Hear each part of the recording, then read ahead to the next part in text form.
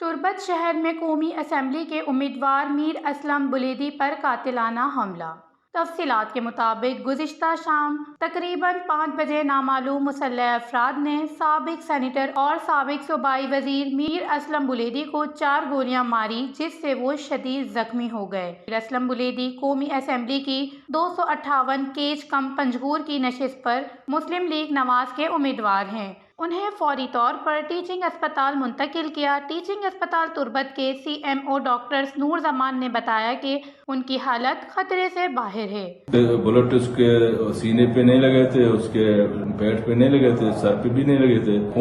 खून की वजह से जो खून बहुत बह गया था, खून ज्यादा निकले थे, तो हमने कुछ के यहाँ पे खून भी हमने लगाया, तो खून की वजह से थोड़ा सीरियस तो था, लेकिन कंडीशन मतलब बचने की मतलब हालत में था।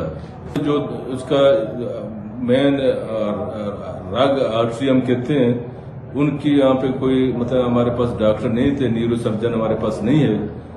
तो ये इसी वजह से अब न्यूरो सर्जन जब मतलब हमारे पास नहीं है, तो न्यूरो सर्जन की जरूरत थी, उसको जल्दी जल्दी कराची शिफ्ट करेंगे। पुलिस जराये का कहना है कि मीर असलम बुलेदी मीर ईसा कौमी पब्लिक पार्क में अपने साथी ठेकेदार नजीर अहमद के साथ वॉक कर रहे थे कि अचानक नामालूम शख्स ने फायरिंग की और फरार हो गए। पुलिस वाक़े की मजीद तहकीकात कर रही है।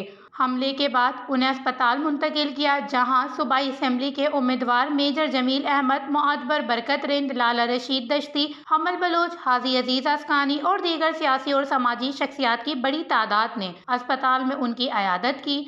डॉक्टर्स के चेकअप के बाद उन्हें रात ही एम्बुलेंस से कराची मुंतकिल किया, जहां निजी अस्पताल में उनका इलाज जारी है। वश न्यूज़, केच, बलूचिस्तान।